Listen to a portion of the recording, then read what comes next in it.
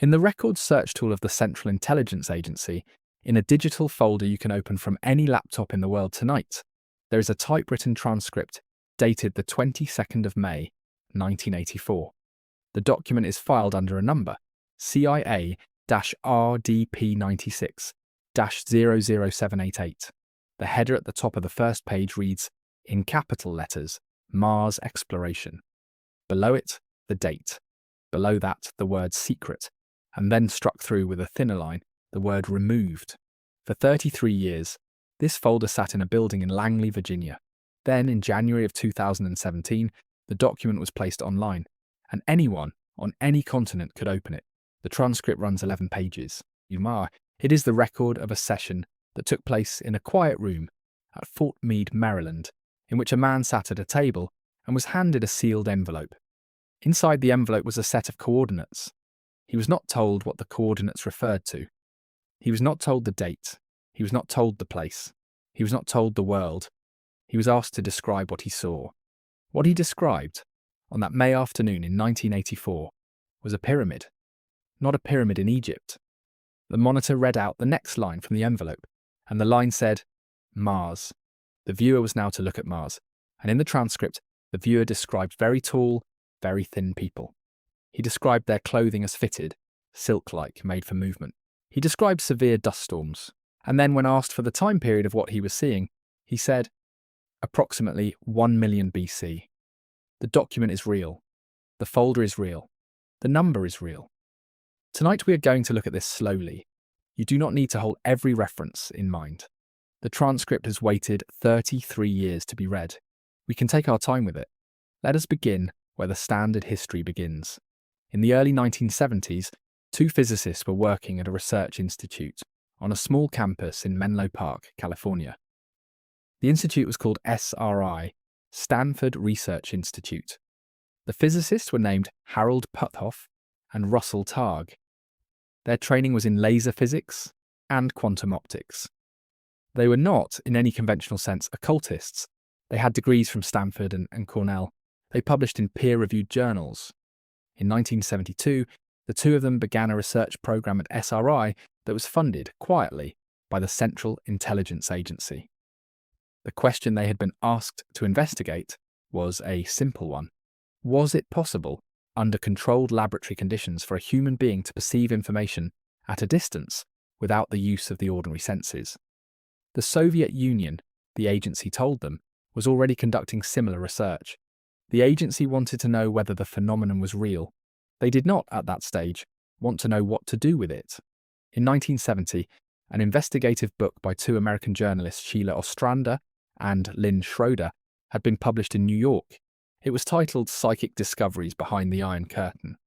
The book reported, in a manner that was sometimes credulous and sometimes carefully sourced, on Soviet laboratory work in parapsychology that had been ongoing since the early 1960s.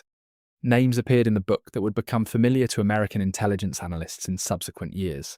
Yuri Kamensky, Karl Nikolaev, the physiologist Leonid Vasiliev, who had run controlled telepathy experiments in Leningrad as early as 1933.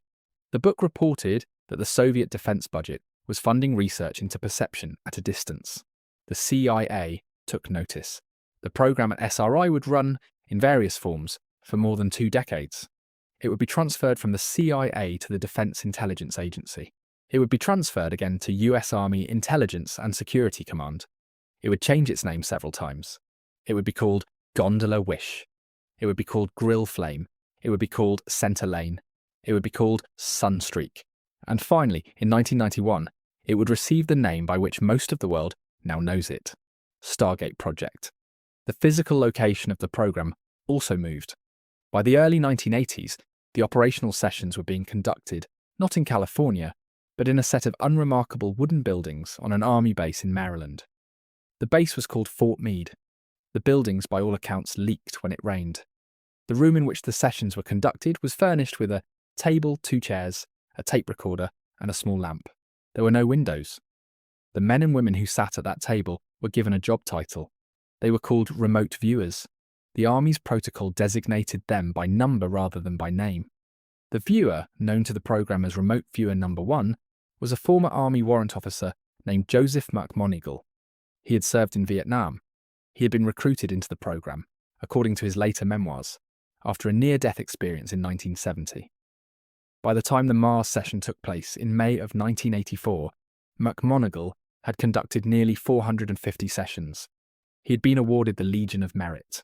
The wording of the citation noted that the award was given, in part, for work whose nature could not be publicly described. Across the same period, the program at large generated thousands of pages of transcripts, target packets, monitor notes, and post-session analyses. Each session was recorded. Each recording was transcribed. Each transcript was filed.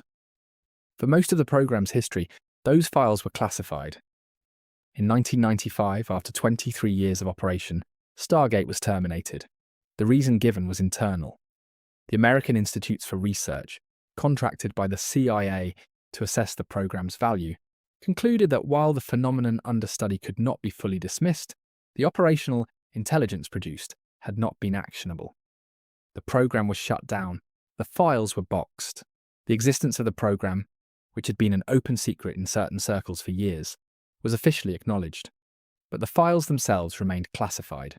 For most of the next 2 decades, a researcher who wanted to read a Stargate transcript could do so in only one place: the National Archives building in College Park, Maryland. Specifically, the second of the 2 large facilities in that complex, the one referred to internally as Archives 2. The reading room there is on the 4th floor. To request a document, you filled out a paper form. You handed it to a clerk. The clerk disappeared into the stacks. Some minutes later, a folder was handed back to you across a wooden counter. You could read the folder. You could take notes by hand. You could not photograph the pages. In the spring of 2016, a small non-profit organisation called Muckrock, working alongside the journalist Mike Best, filed a lawsuit against the Central Intelligence Agency. The lawsuit argued that documents which had already been declassified and which were already legally available in College Park were being effectively reclassified by the requirement that researchers travel to Maryland to read them in person.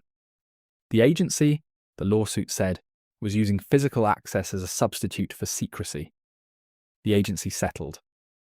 On the 17th of January 2017, 3 days before the inauguration of a new president, the CIA posted to its own website the entire CREST archive. CREST stands for the CIA Records Search Tool. It is the index by which the agency's own internal researchers locate declassified material. 12 million pages were uploaded. 930,000 individual documents. The Stargate files were among them.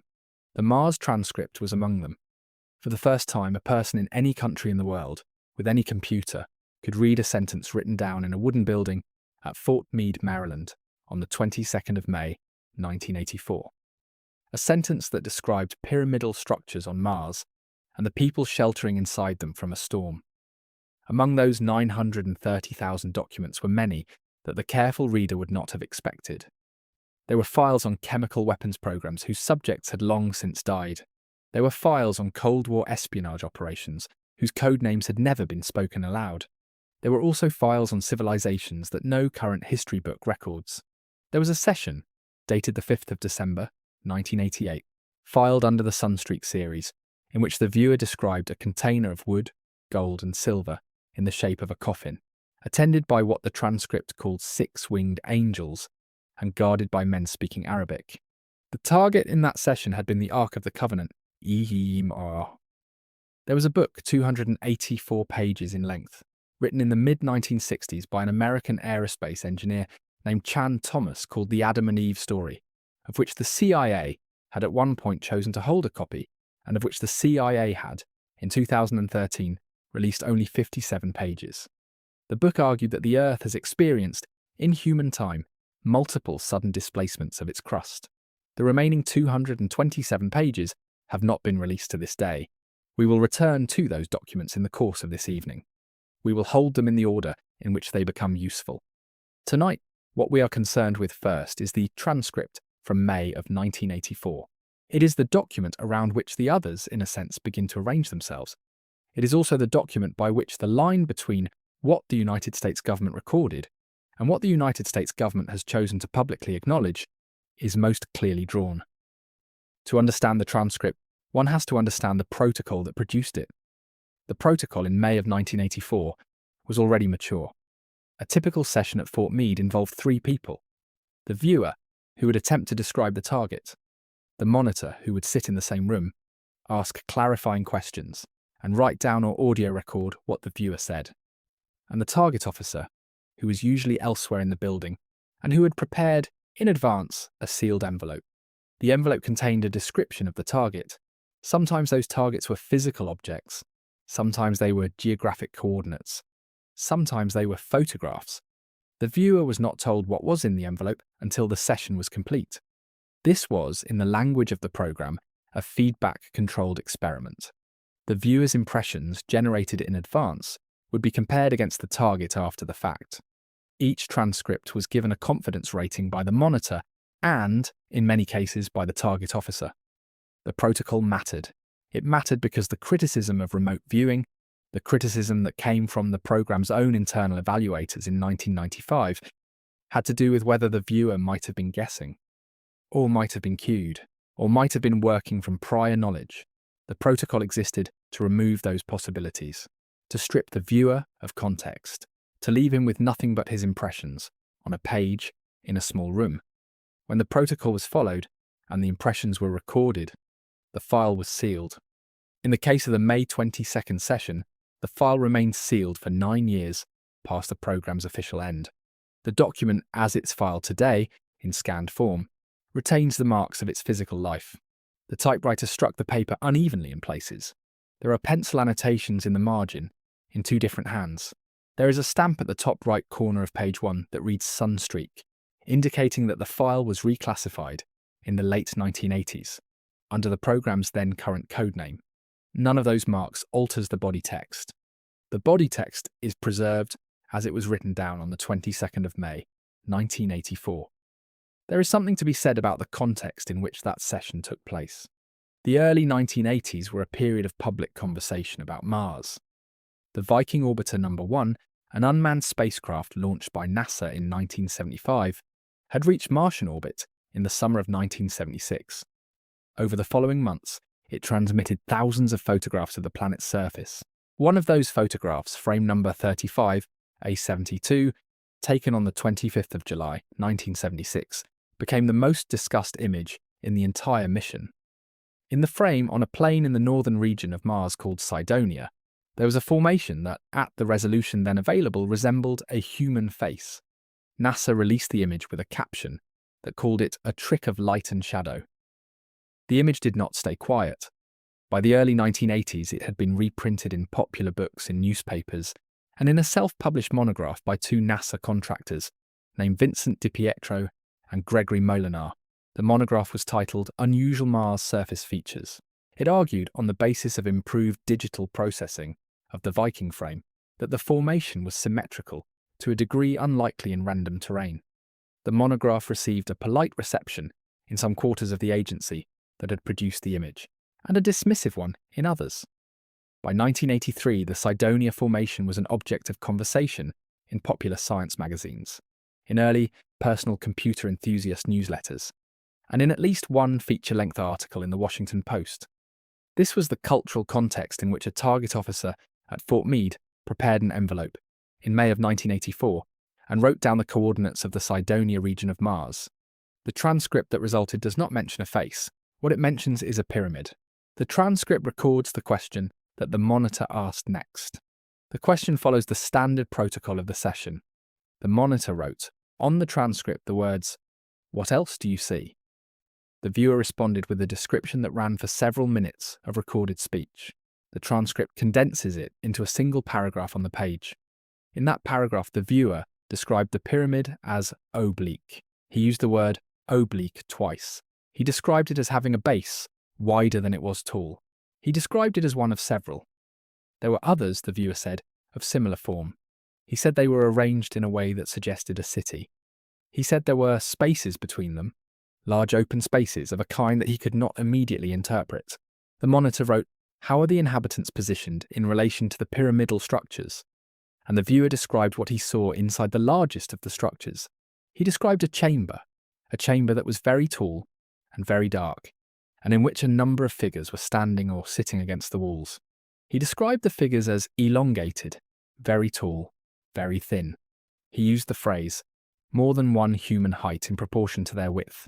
He described their clothing. He used the word fitted. He used the word silk-like. He said the clothing was made for movement, that it did not impede motion, that it followed the contours of the body. The viewer did not say what colour the clothing was. The monitor asked, "What are these figures doing?" The viewer said, "They are waiting." He said, "They are waiting for something to pass." He said, "They are sheltering." He said, "There is a great storm outside, a windstorm, with dust in it, a storm that goes on for a long time." He said, "The storm is what they came in here to escape." The monitor asked, "How long has the storm been going on?" The viewer said, "A long time."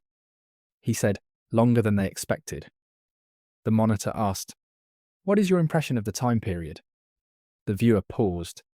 The transcript records the pause as a series of dashes, which was the convention used by the program's transcriptionists. After the dashes, the viewer said, "Approximately 1 million BC. Let us pause for a moment on that line. The viewer was given coordinates.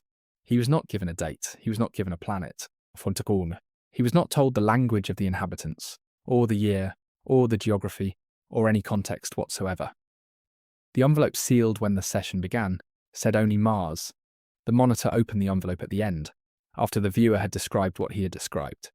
The date in the envelope was the date the session was conducted. The location was a region of present-day Mars. The time period was not specified anywhere in the materials handed to the viewer. The viewer offered the time period unprompted. There is a margin annotation on this page of the transcript, in a different hand from the body, in pencil. The annotation reads, "Follow up." The follow-up did not, in any document released so far, take place. Or if it did, the documents that record it have not been declassified. What is unusual about the description of the storm, considered after the fact, is that the modern observation of Mars confirms that dust storms on the planet can last for weeks at a time, sometimes for months, sometimes covering the entire planet in a layer of suspended particulate fine enough to remain in the atmosphere for the duration of an Earth season. This was known to NASA by 1984. The Viking landers had transmitted data on Martian atmospheric conditions for years. It would not, however, have been known to a man who had not specifically read the planetary science literature of his time. Whether the viewer had read that literature is, on the record we have, not knowable. Now let us return to the broader context. By the time the May 22nd session was conducted, the Stargate program had been operating for 12 years. The viewers had been targeted at a wide range of subjects. There were sessions on Soviet weapons facilities. There were sessions on hostage locations. There were sessions on missing aircraft. There were sessions on archaeological sites, on submarines, on factories. There were also sessions, fewer in number but consistently present in the file series, on subjects that the program's administrators referred to in internal documents as anomalous or non-contemporary. The Mars session falls into that category.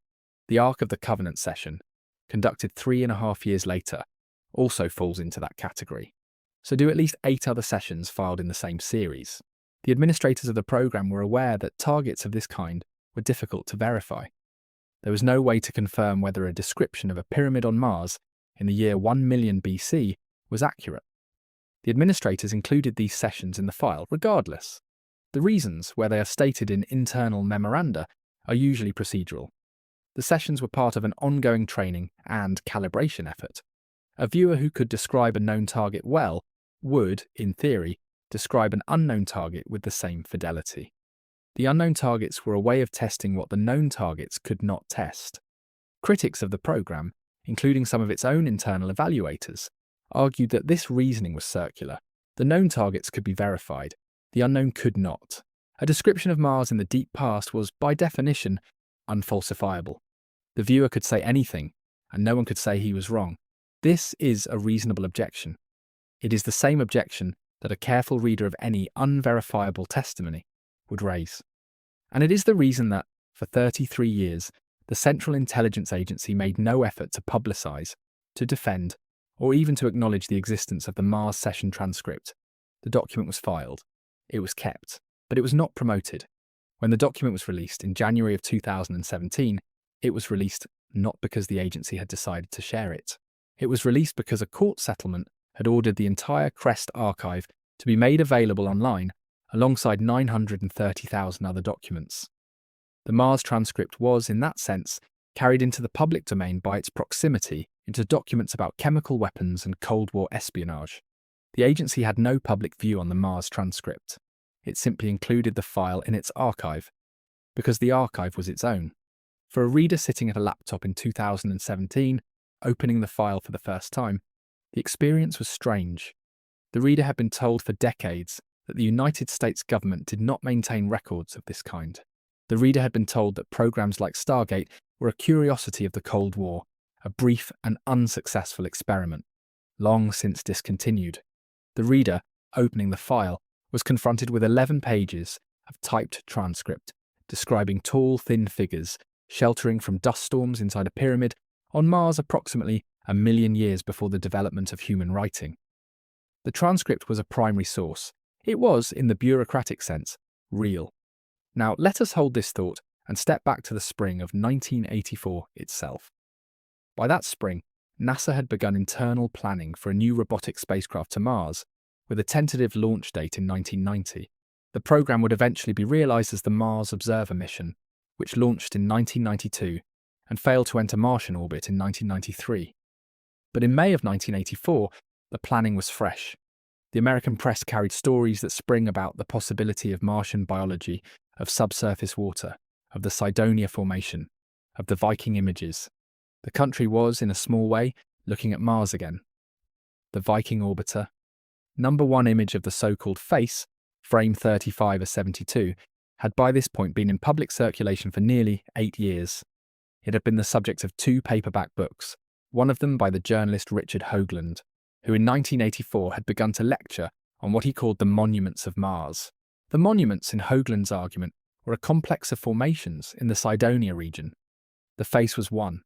A second formation, which Hoagland called the D and M pyramid, after the initials of Di Pietro and Molinar, was another. There were others in his description.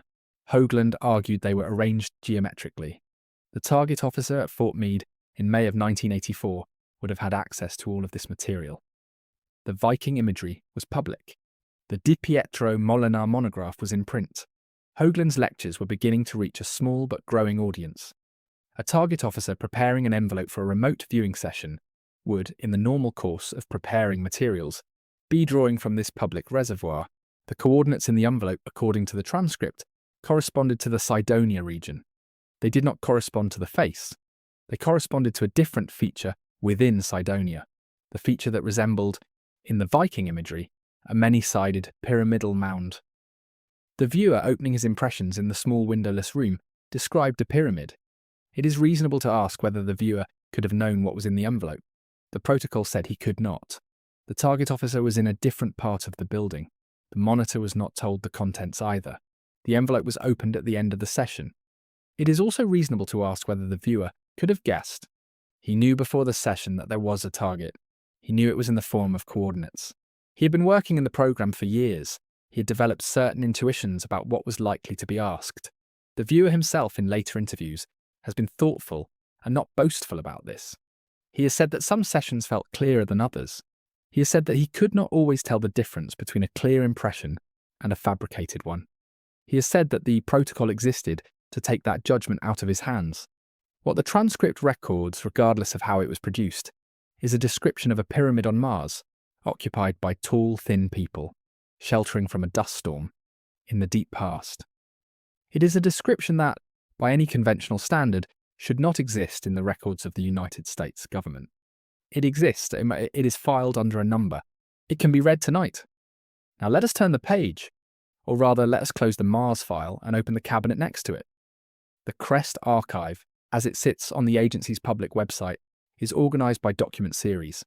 The Mars transcript belongs to series CIA-RDP 96-007-88, which contains thousands of files generated by the Stargate project across its more than 2 decades of operation.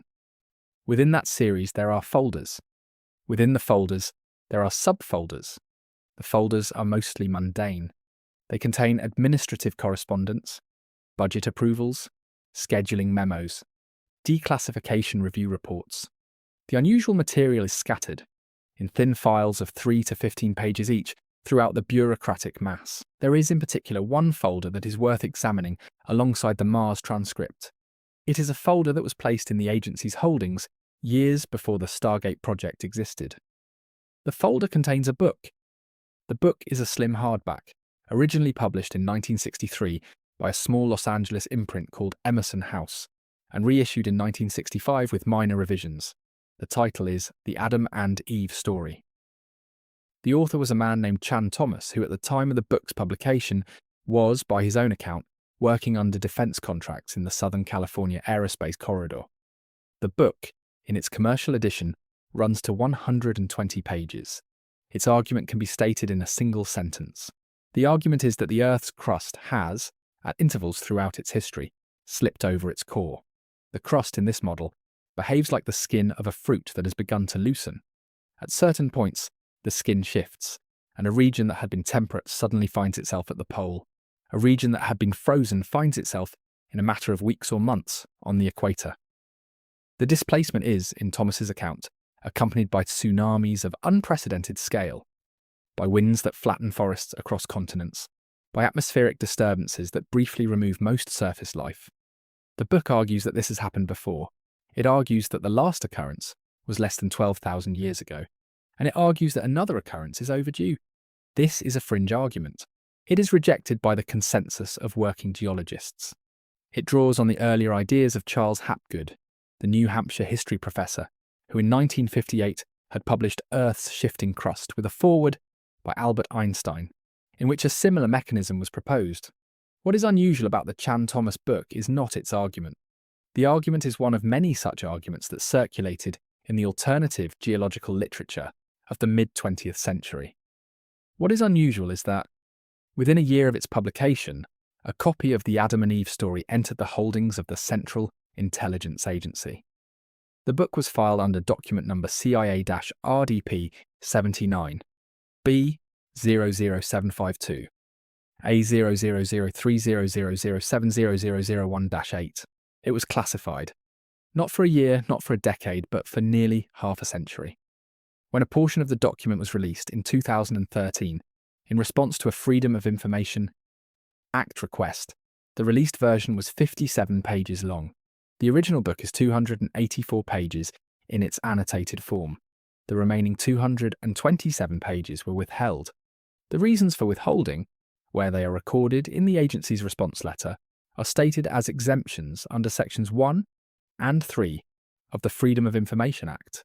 Section 1 covers properly classified national defense information.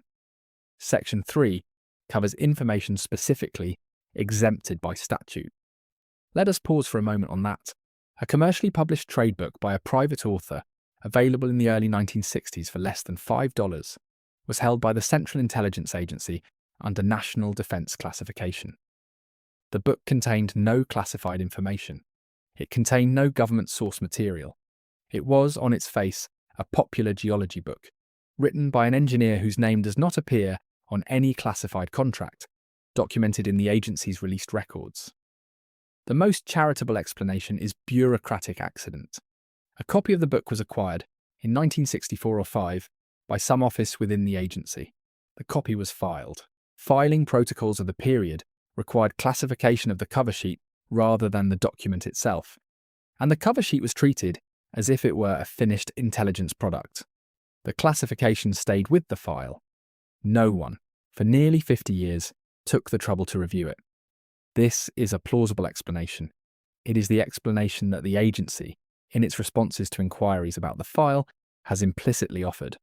It is not the explanation that has tended to satisfy researchers who notice that the book's argument, however contested, concerns the possibility of an imminent global cataclysm. The book itself is, as a piece of writing, a strange object. Thomas writes in a clear, plain prose, with occasional flashes of the engineer's instinct for analogy. He describes the crust of the Earth as a thin shell, no more than 50 miles thick, sitting on a liquid mantle.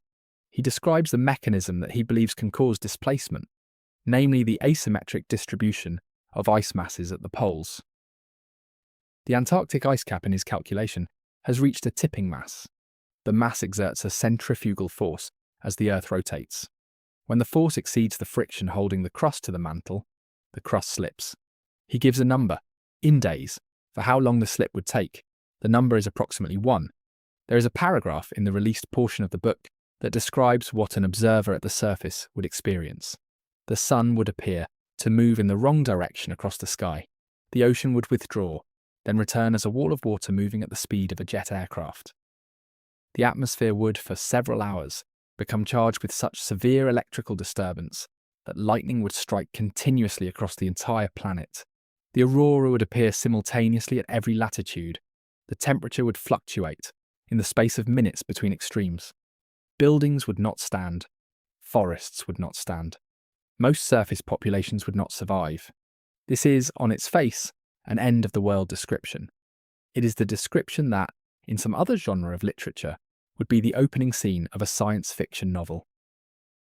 In the Adam and Eve story, it is presented as a recurring historical event. Thomas argues in the later portion of the book that the last such event corresponds to the inundation described in flood myths from cultures around the world. He cites the Book of Genesis. He cites the Epic of Gilgamesh. He cites the Mayan Popol Vuh and the Hindu Mahabharata. He argues that the convergence of these accounts, across cultures with no apparent contact, at the time the myths were composed, is suggestive of a real event in the deep memory of the species. This portion of the argument is also contested. The convergence of flood narratives, in the consensus of modern folklore studies and comparative mythology, can be explained by the simple fact that all early agricultural civilizations were settled along river valleys, all of which flooded periodically with sufficient severity to inform local oral tradition. There is no need in this account to posit a single shared cataclysm, but here is what is unusual. The book exists in the agency's holdings.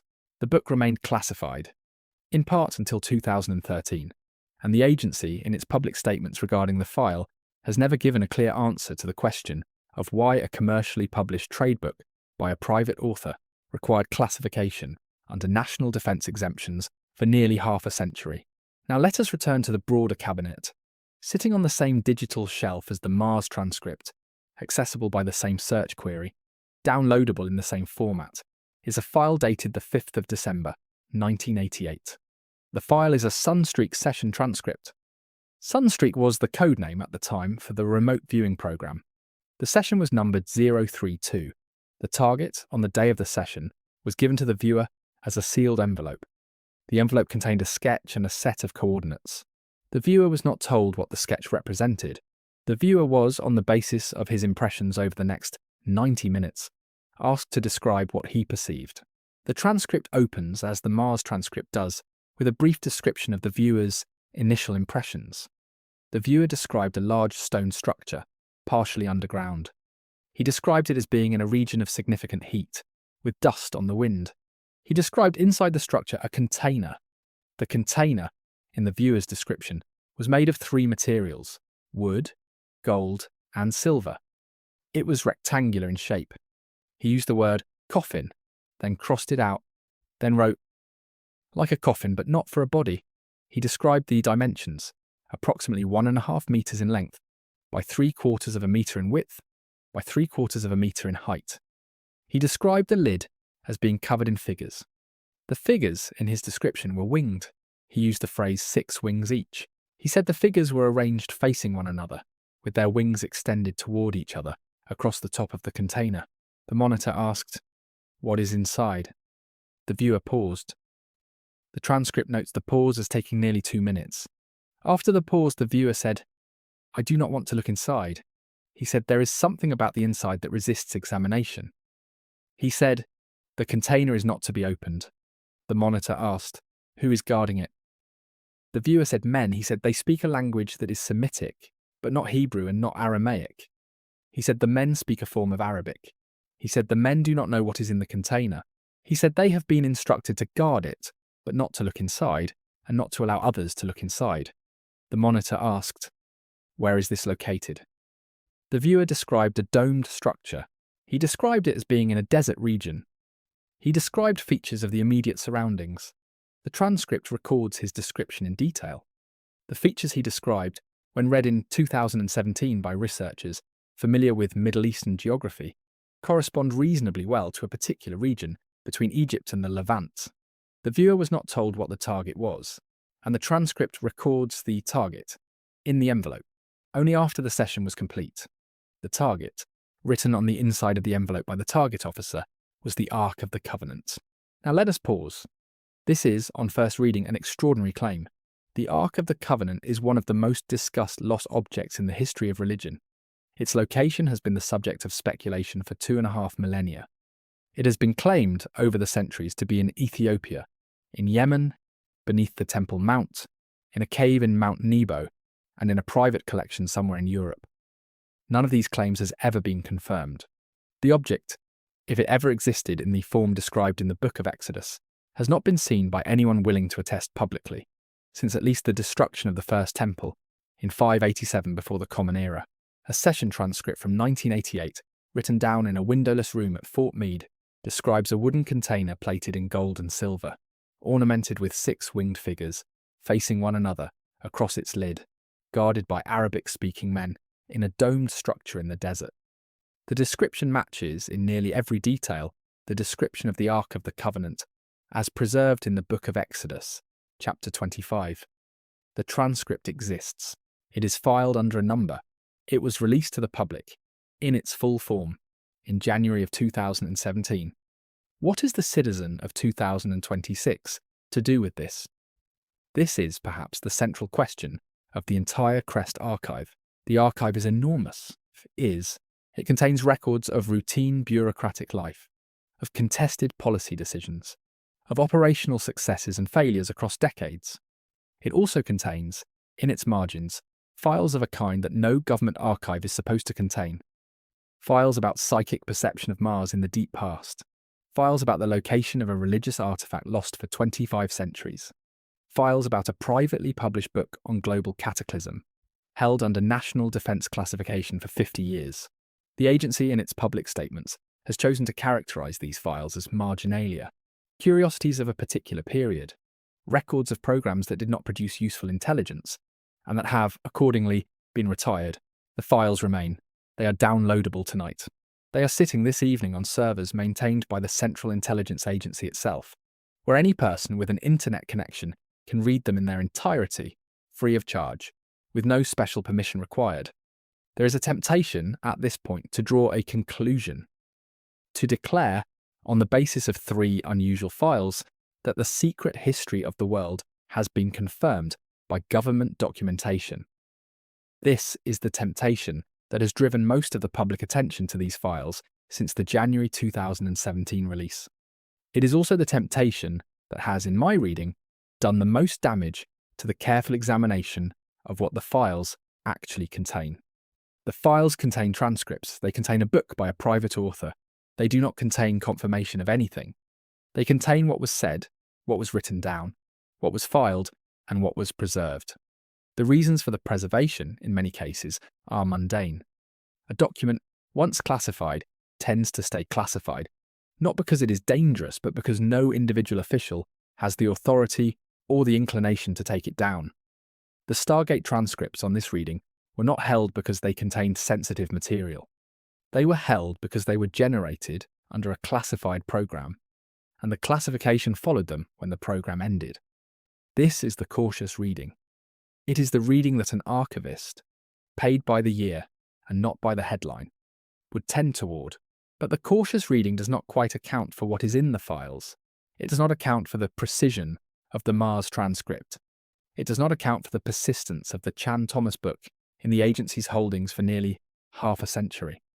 It does not account for the fact that the December 1988 session on the Ark of the Covenant was preserved at all, given that the agency could simply have set it aside in any number of less examined cabinets.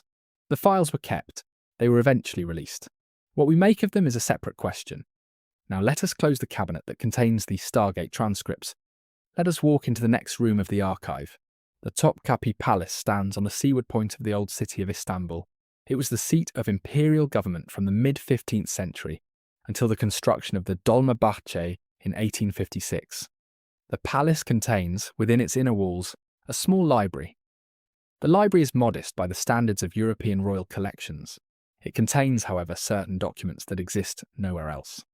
In the autumn of 1929, a German theologian named Gustav Adolf Deissmann, working in the Topkapi Library on commission from the Turkish Ministry of Education, was sorting through a stack of unexamined materials in a side room.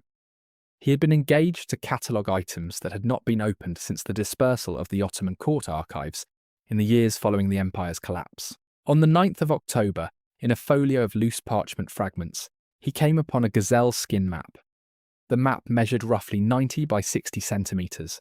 It was painted in pigments that had darkened with age. The Latin script in its margins had been added later by a hand other than the original.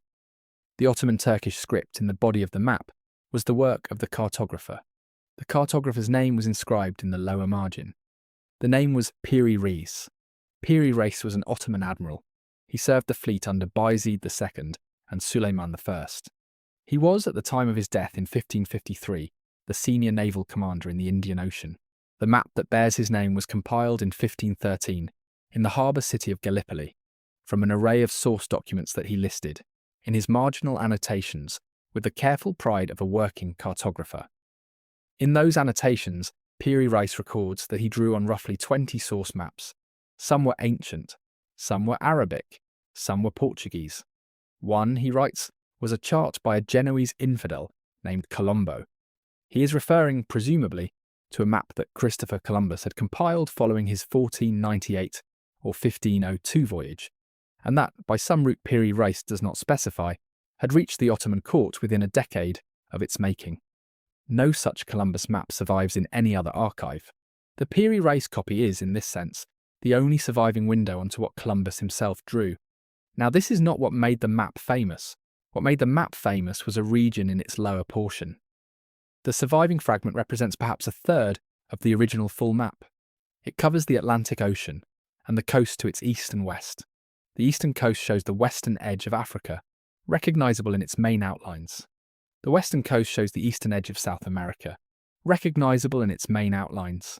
And at the bottom of the map, curving along the lower edge of the parchment, is a third landmass. The shape of this landmass, when compared to a modern map, does not look like any coastline that an early 16th century cartographer should have been able to draw. Specifically, the shape does not look like the eastern coast of South America extended downward, which is the convention used in most European maps of the same period. The shape looks to certain modern observers like the coast of Antarctica. This claim has been made, with varying degrees of caution, since the late 1950s. The most influential statement of it came from Charles Hapgood, a history professor at Keene State College in New Hampshire, who in 1965 published maps of the ancient sea kings. Hapgood, working with his students, compared the Piri Reis coastline against modern seismic surveys of the Antarctic landmass conducted under the ice. He argued that the map did not show present-day Antarctica with its shelf. It showed Antarctica with the ice removed. This argument has been contested in the strongest terms. Gregory Mackintosh, in his 2000 book, The Piri Reis Map of 1513, published by the University of Georgia Press, argued that the apparent Antarctic coastline is simply the South American coast bent eastward to fit the available parchment. This was a common cartographic convention of the period. Jerry Broughton, Professor of Renaissance Studies at Queen Mary University of London, has made a similar argument in his 2012 book, A History of the World in 12 Maps.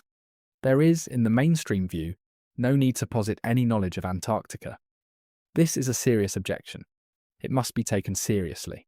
The claim that a 16th century Ottoman admiral, working from earlier source documents, somehow possessed an accurate survey of a continent that would not be officially cited by European explorers until 1820 is a claim that should not be made lightly. But here is the difficulty.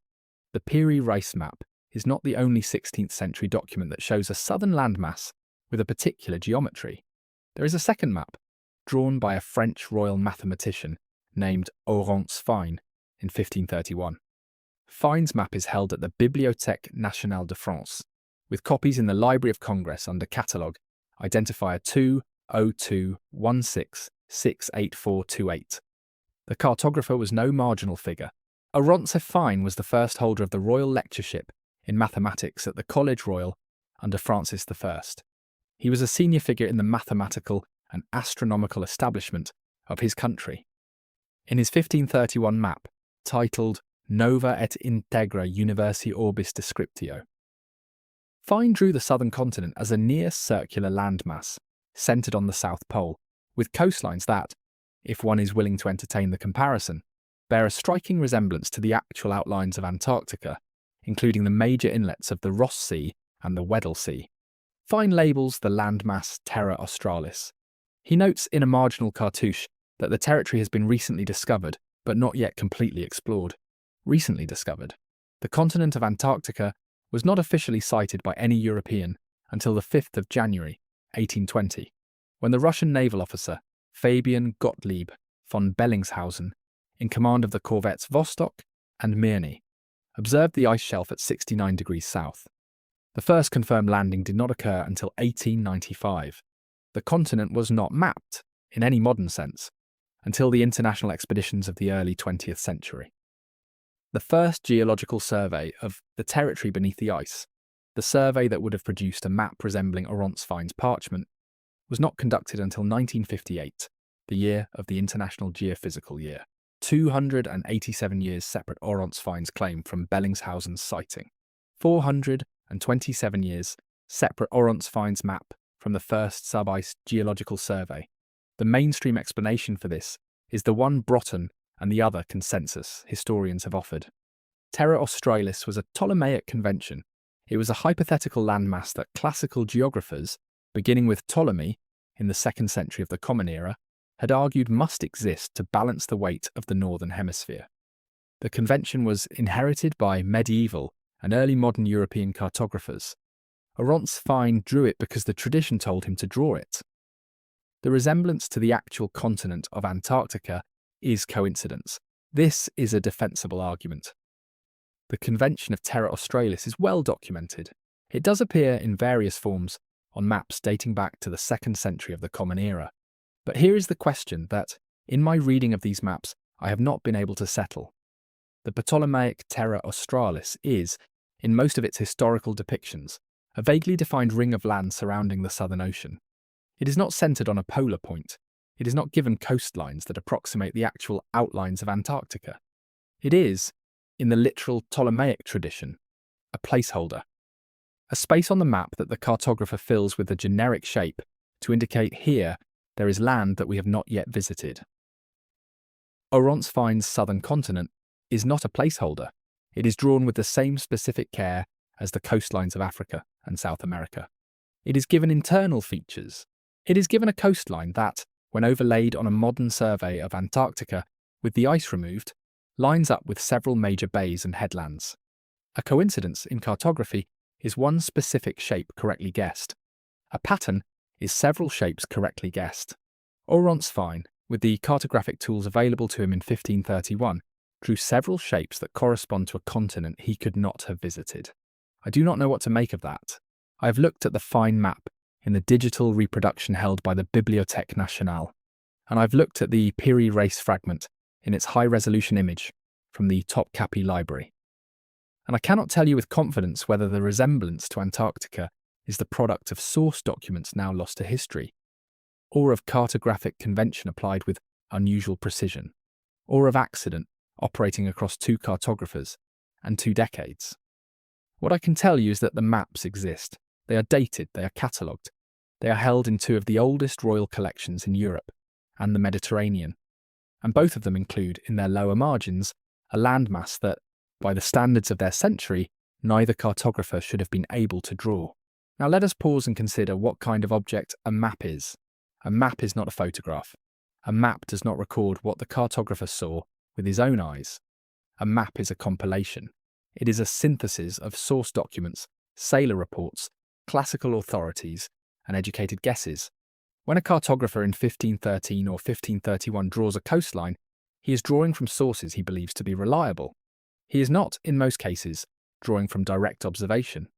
This means that if Piri Reis and Oronsfine both depict a southern landmass with features that resemble Antarctica, neither of them is claiming to have seen Antarctica. They are claiming, implicitly, that their source documents contained this information. The question, then, is not whether these cartographers were lying or hallucinating. The question is what their source documents were and where those source documents came from. Piri Reis tells us, in his marginalia, the names of his source documents, He lists about 20. Most of them are identifiable. They are Arabic charts of the Indian Ocean. They are Portuguese rutters of the West African coast. They are the Columbus map already mentioned. But there are, in his list, several charts that he describes only as ancient without further specification. He does not say what those ancient charts were. He does not say where they came from. He does not say how the library at Gallipoli or the Imperial Library at Constantinople came to possess them. Arons Fine, working in the Collège Royal in Paris, would have had access to the cartographic collection of Francis I, which included items inherited and confiscated from the royal libraries of various European kingdoms over the previous several centuries. Some of those items are themselves traceable. Many of them are not. The collection was damaged in part during the Wars of Religion in the late 16th century. The catalogue of what it contained before the damage has not survived intact. This is the texture of the problem. Source documents that two of the most respected cartographers of the 16th century relied on. Source documents whose existence in the period is documented, but whose contents are no longer recoverable, contained information about the southern hemisphere that, by the conventional history of geographical knowledge, they could not plausibly have contained. Where did the information come from? That is the question I have not been able to set down. Now, let us walk further down the corridor of maps. The question of source documents, of inherited knowledge that exceeds what its bearers could plausibly have known, extends well beyond the matter of a southern continent. Consider the label Tartary. In the year 1595, Gerardus Mercator's Atlas, published posthumously by his son Rumold, includes a plate titled Tartariae Sive, Magni Chami Regni Typus. The plate covers a vast territory across Inner Eurasia, from the Caspian Sea to the Pacific. It is given internal borders, internal place names, internal rivers. It is treated, in other words, the way Mercator treats any other coherent region of the world. In 1606, Jodocus Hondius, who had inherited and continued Mercator's atlases after the cartographer's death, reproduces the Tartary plate with new engravings. In 1635, Willem Bleu, in his Theatrum Orbis Terrarum, gives the territory its own folio with extensive descriptive text. In 1706, Guillaume de Lille, royal cartographer to Louis XIV, draws Grand Tartary as a separate kingdom on his official map of Asia. The map exists, the label exists, the territory as a cartographic unit persists across more than 2 centuries of European map-making, and then somewhere in the course of the 18th and 19th centuries, it disappears. By the time of the Russian imperial census of 1897, the territory that had been called Tartary is enumerated under a series of more specific ethnographic categories: Tatar, Kazakh, Bashkir, Buryat, Yakut. The unified label has been broken into its components. The major atlases of the late 19th century do not, with few exceptions, label any region Tartary at all. Now, the mainstream explanation for this is straightforward and well documented. Tartary was an exonym. It was a word that Western cartographers used to describe peoples and regions they did not understand in detail. The word derives in part from the Greek Tartarus, the underworld, and was applied by medieval Europeans to the Mongol invaders of the 13th century in a spirit of fear and incomprehension. As European knowledge of Inner Eurasia became more precise through the 18th and 19th centuries, through diplomatic missions, through the eastward expansion of the Russian Empire, through ethnographic survey, the catch-all label was replaced by the specific names of the actual peoples who lived there. This is the consensus across Russian, European, and Anglo-American academic Slavic studies. It is, in the view of most working historians, settled. But I would like, for a moment, to set the consensus alongside what the maps themselves actually show. The Mercator plate of 1595 does not depict a vague catch-all. It depicts a region with named cities. Kambalu, said to be the capital. Quinzai. Tangut. It depicts named rivers, the Oichades, the Polisanga.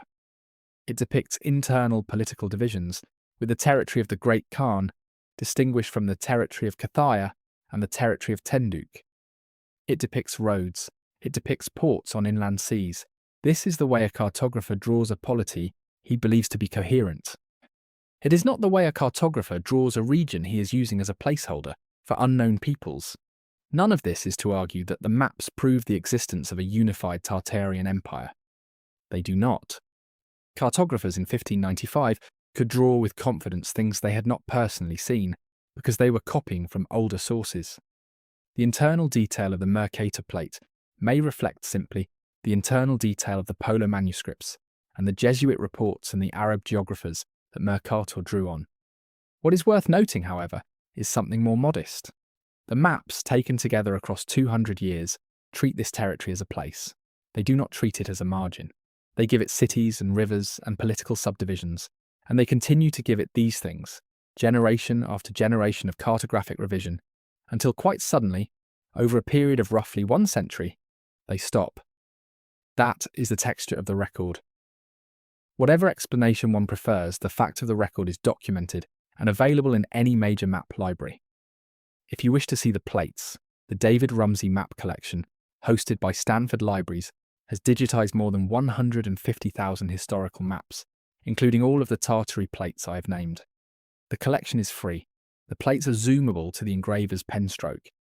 Now let us close the cabinet of maps and turn to a different kind of document. Let us walk into the room where the photographs are kept. For most of human history, our record of the past has consisted of words. Letters, chronicles, registers, inscriptions, manuscripts.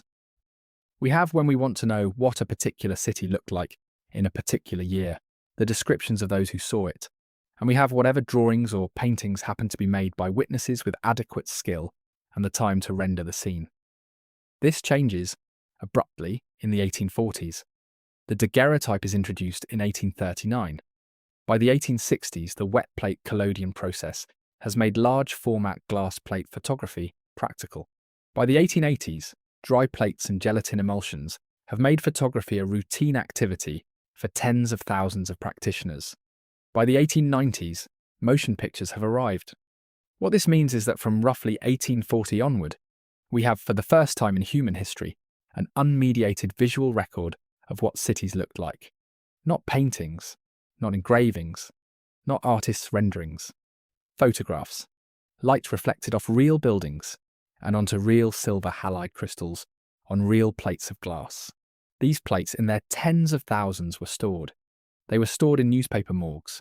They were stored in commercial publishers' archives.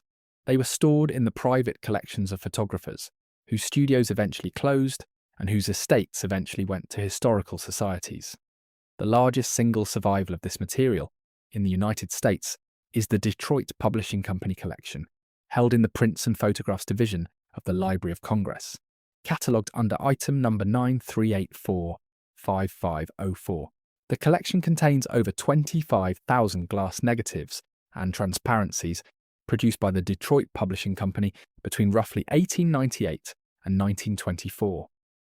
The negatives were donated to the Library of Congress and to the Colorado Historical Society in 1949 after the company's bankruptcy. The Detroit Publishing Company made photochrome prints.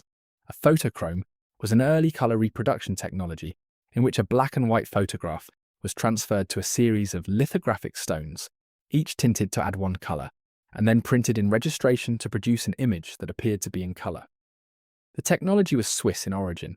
The Detroit Publishing Company licensed it for North American use.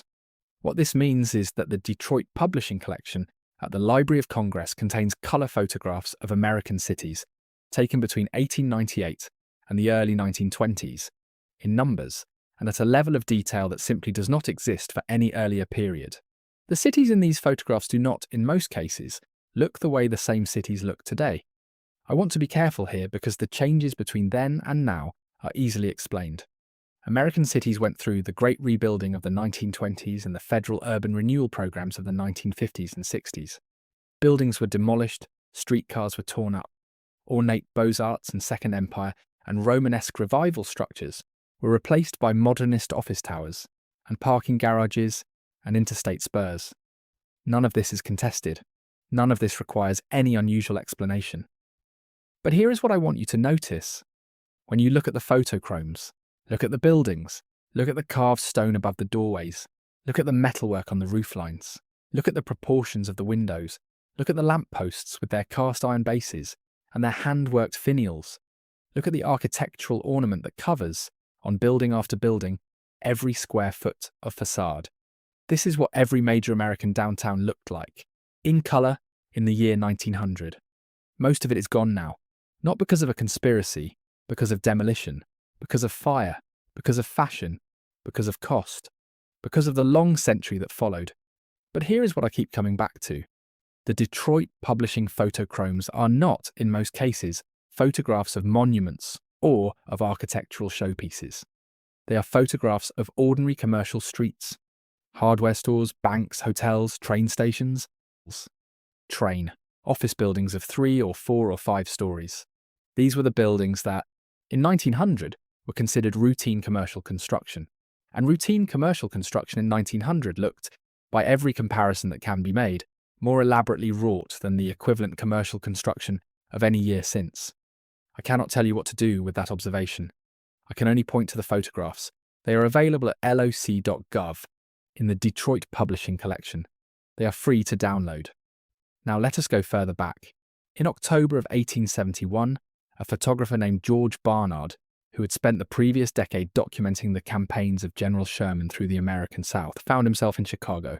Barnard had moved to Chicago after the war. He had opened a studio. The studio, like most of the city, was destroyed in the Great Fire that began on the 9th of October. Barnard returned to the smoking ruins with a stereographic camera. Stereographs were a popular format of the period, 2 slightly offset photographs mounted on a single card, viewable through a stereoscope to produce a 3-dimensional effect. Between October and December of 1871, Barnard produced 62 stereographs of post-fire Chicago.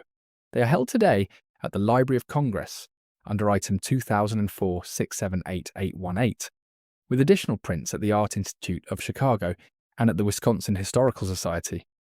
What the stereographs show is unexpected. The buildings in the photographs are roofless, they are gutted, the interiors are charred, but the stone facades in case after case are still standing. Several stories tall, cut limestone and marble, carved cornices, pediments, pilasters, the Federal Customs House, the Cook County Courthouse, the Chamber of Commerce, the First National Bank. These are not the buildings of the wooden boomtown that the standard history of the Chicago fire describes. The standard history describes Chicago as a city of frame construction, lit by gas, paved with wooden blocks, an inferno waiting to happen. The standard history is not wrong. Chicago in 1871 was largely a city of wood. The fire destroyed roughly 18,000 wooden structures. 300 people died. 1/3 of the city's population was left homeless. But the standard history does not always note that beneath the wooden city, there was a stone city. A stone city that survived the fire as roofless masonry shells.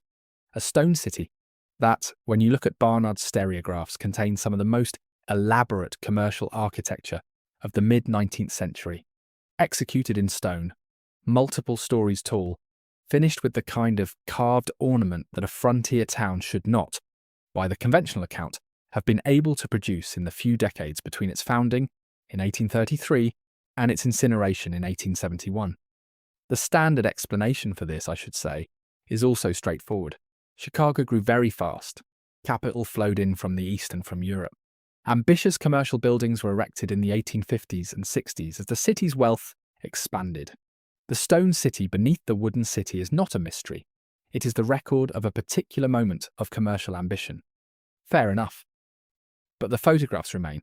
They are available at loc.gov, item 2004-678818. They show what was burning in the 3rd week of October 1871. What you make of the stone city beneath the wooden one is a question I will leave to you. Now, let us walk to one more set of plates before we begin to thread these documents together. In the archives of the Wisconsin Historical Society, in Madison, there is a photograph catalogued as IM 72910. The caption reads, "Man standing on a large tree stump." The photograph is dated to the 1890s in the logging country of northern Wisconsin. The stump in the photograph is approximately 11 feet in diameter. The man standing on it, in a wool jacket and a peaked cap, comes only to about waist height when measured against the stump's width. A second photograph in the same collection, IM 68544, titled "The McKinley Stump," shows three men in suits standing on top of a similar stump, with their picnic basket and their hats and their afternoon ease. These stumps are the remnants of eastern white pine. The standing trees that produced them had already been cut, in many cases a decade or two before the photographs were taken. The trees themselves were felled during the Great Clearing of the northern Midwest in the 1870s and 80s. The stumps remained. The photographs record what was left after the cut. The eastern white pine of pre-logging North America was, according to early forestry surveys, between 200 and 300 feet tall, with diameters at chest height of 8 to 12 feet. They were the largest conifers ever recorded in eastern North America. They were almost completely eliminated from the commercial forest by 1900. The few remaining old growth stands, like the Hartwick pines in Michigan or the cathedral pines in Connecticut, are studied today as ecological remnants. I mention the stumps because they are, like the photochromes and the stereographs and the maps, a record of something that no longer exists, preserved by accident in the photographic act of someone who, in the year the picture was taken, was not thinking about the disappearance of the thing they were photographing. They were just standing on a stump, or holding a glass plate camera up to a doorway, or copying source charts onto gazelle skin parchment. The pattern, if there is a pattern, is something like this. The documents survive what they document. The maps outlast the maps they were copied from. The photographs outlast the buildings they recorded. The stereographs outlast the city that burned. The stumps outlast the trees. The transcripts outlast the program they were generated under. The book by Chan Thomas, restricted under National Defense Classification for half a century, outlasts the reasons it was restricted in the first place. Whatever those reasons were, since no agency official has ever stated them on the record. What survives, in every case, is the artifact. And what we have to reason from, when we try to understand the past, is the artifact, not the world it once recorded. The world is gone. We have the plate. We have the parchment. We have the file. Now let us thread these documents together, not to argue that any one of them proves a single thesis, only to notice what they have in common. The Piri Reis map, drawn in 1513, copied from earlier source charts that the cartographer himself names in marginal notes, depicts a southern coastline that nobody, by the standard account, should have been in a position to draw. The fragment survives at Topkapi by accident, rediscovered in 1929 in the Palace Library, not by deliberate institutional preservation, but by an archivist named Halil Edhem looking through a stack of older folios. The Mercator atlases, published continuously through the late 16th and 17th centuries, depict a region labelled Tartary that, by 1850, has dropped out of the major European atlases. The plates were not destroyed. They survive in the David Rumsey map collection and at the Bibliothèque Nationale de France. The label survives. The territory, in cartographic terms, does not. The Detroit Publishing Company photochromes, taken between 1898 and the early 1920s, depict American downtowns whose buildings, in the majority of cases, no longer exist. The negatives survive at the Library of Congress under item 938455504. The buildings do not.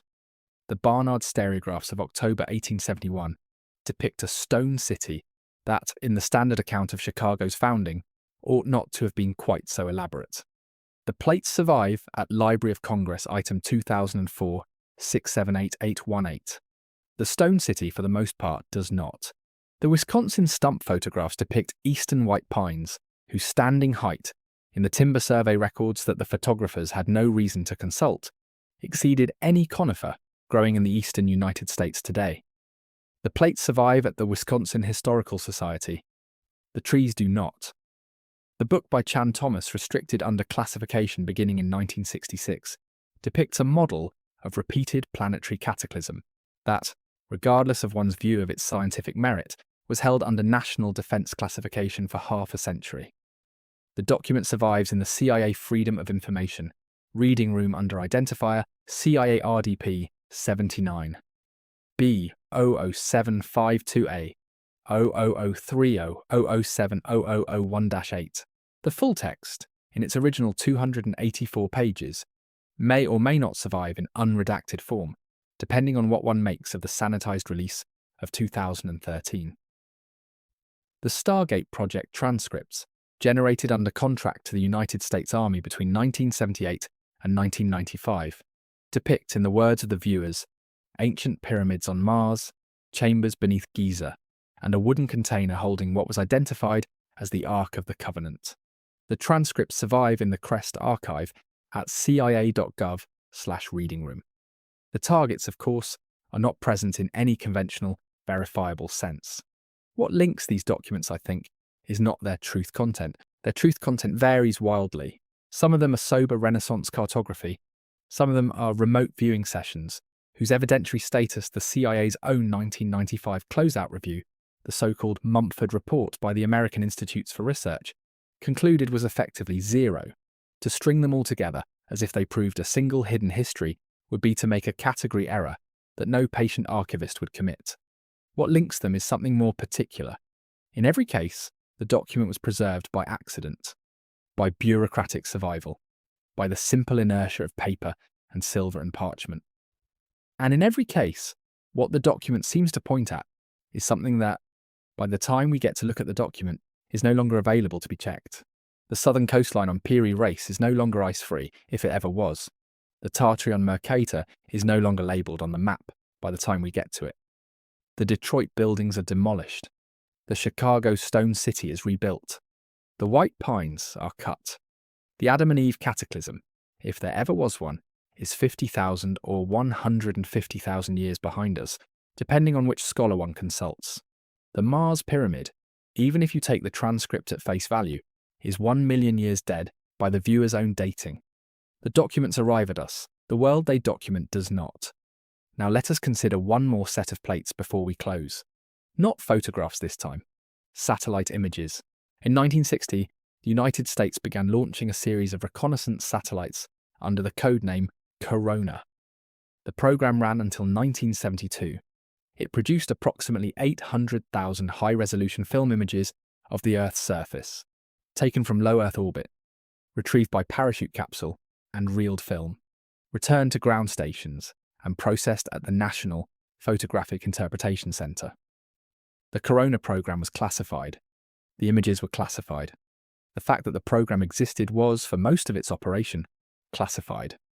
On the 22nd of February, 1995, President Clinton signed Executive Order 12,951, declassifying the entire Corona archive, RONA. Mayaini, the images were transferred to the United States Geological Survey, where they are now publicly available, free, at earthexplorer.usgs.gov. What archaeologists realized, after the declassification, was that the Corona images, taken between 1960 and 1972, contained information that was no longer obtainable. By the 1990s, intensive agricultural development across Syria, Iraq, eastern Turkey, and Iran had effectively erased ancient settlement features from the visible ground surface. Roads, irrigation channels, mound systems, fortifications, all the residue of the early Bronze Age civilizations that had once filled the Fertile Crescent, had been ploughed under, flooded by reservoirs, paved over by highway construction. But the Corona satellites, photographing from orbit 30 years earlier, had captured these features in the moment before they were lost. Jason the Harvard anthropologist, published a study in the journal Antiquity in 2003, using Corona imagery to map Bronze Age road networks in northeastern Syria. He demonstrated that a network of radial pathways, invisible at ground level by the time of publication, was clearly readable from the 1967 satellite frames. Bjorn Menzer at Boston University and the team at the University of Arkansas have extended this work across thousands of square kilometers of the ancient Near East. What the Corona frames are, in effect, is a record of an archaeological landscape that no longer exists. The satellites were not designed for archaeology, they were designed for tracking Soviet missile installations. But the geometry of their cameras, and the moment in history at which they were operating, produced as a byproduct a record of pre-industrial settlement networks across half the ancient world. The plates outlived the landscape they photographed. The film outlived the features it captured. I keep returning to this pattern because it is, I think, the central thing one notices when one spends enough time in archives. The record is selective. The record is partial. The record is, in many cases, the byproduct of activities that were not undertaken for the sake of recording. A reconnaissance satellite captures a Bronze Age road by accident, right? A fire photographer captures a stone city as a side effect of documenting a disaster. A timber surveyor's camera captures the dimensions of a felled species without intending an ecological record. A French royal mathematician copies a coastline he has no idea is impossible. And in every case, what we receive generations later is the artifact, not the world, the trace. Now let us pause for a moment on what this means. If the records we have are accidental, then a great deal of what was once known about the world's not represented in any record at all. The corona frames, the Detroit photochromes, the Mercator plates, these are the survivors of a much larger set of documents and observations that did not survive, that were never made, that were lost in fires and shipwrecks, and the routine attrition of paper. What we inherit is a sampling, a non-random sampling, a sampling biased toward the durable, the institutionally protected, the bureaucratically filed. This is a thought that, I find, changes the way one reads a history book. The mainstream history of any given period is not a description of that period. It is a description of the records that survived from that period. These are not the same thing. The records are the data. The period is the territory, and the data in every case I have examined is sparse, partial, accidental. That does not mean the standard history is wrong. In most cases, it is the best inference we can make from the records we have. But it does mean that the standard history is built on a foundation that any patient archivist will recognize as incomplete. And it means that when a document surfaces that does not fit, when a photograph appears that the standard chronology cannot quite accommodate, when a map turns out to depict something the cartographer should not have been able to know, the appropriate response is not dismissal. The appropriate response is to set the document down carefully on the table and to look at it slowly, to consider the possibility that the standard history is not necessarily wrong, but is necessarily incomplete, in ways that the surviving documents occasionally reveal.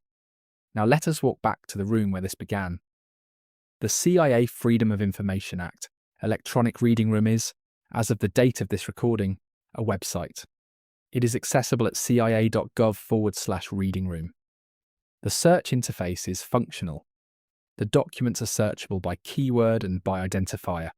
If you go to that website, if you enter the identifier CIA RDP 96-00788 R0019 00760001-9 into the search field, if you click the link that returns, you will be taken to a 6-page PDF.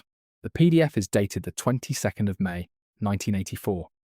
The cover sheet identifies the subject as Mars exploration.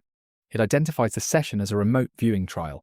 It states the date of the target as approximately 1 million BC. What follows, across the next 5 pages, is a transcript of a session conducted at Fort Meade, Maryland, in which a viewer described, from a sealed envelope, what he was being asked to see. A pyramid, tall, thin people, storms, shelter, movement off the planet. The transcript was filed in 1984. It was retained in CIA holdings for 33 years.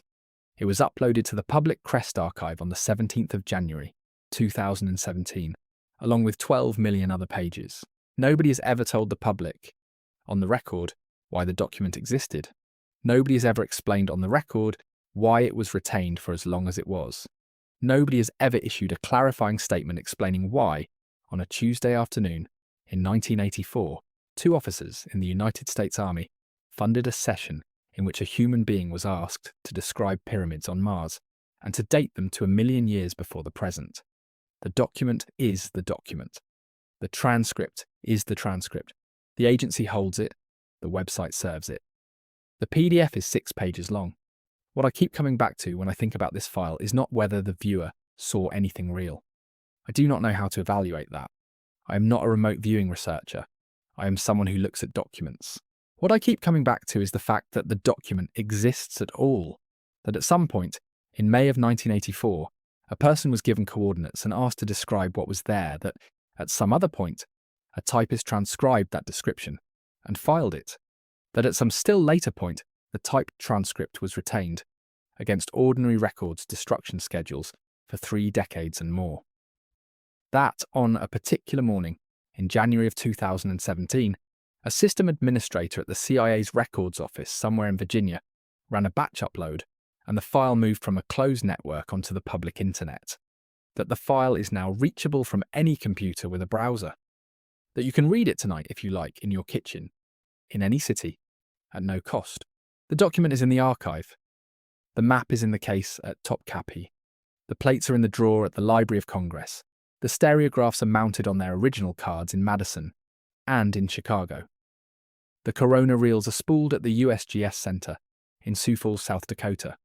The Adam and Eve sanitized PDF is downloadable from CIA.gov, 57 pages of 284. Someone, in each of these cases, made a decision to preserve. Often a routine decision, often a bureaucratic one, often a decision that had nothing to do with the importance of what was being preserved. But in each case, the preservation happened. And here, decades or centuries or half a millennium later, we are looking at what was kept. If this story stayed with you, AI helps other patient eyes find this archive. There is more waiting for you in the playlist. Other documents, other erasures, other photographs that the standard history does not quite explain. The records survived. Someone, somewhere kept them. We are reading them again now. The photograph is still in the archive. The map is still folded in the case. The dates are still on the records. The corona reels are still spooled on their metal canisters in South Dakota. The PDF is still downloadable. The transcript from the 22nd of May, 1984, 6 pages. Identifier CIA RDP 96-0. 0788R 001900760001-9 is still on the server at cia.gov, ready to be opened by anyone who knows where to look. Someone, somewhere, is reading it right now. Thank you for staying with me through this story.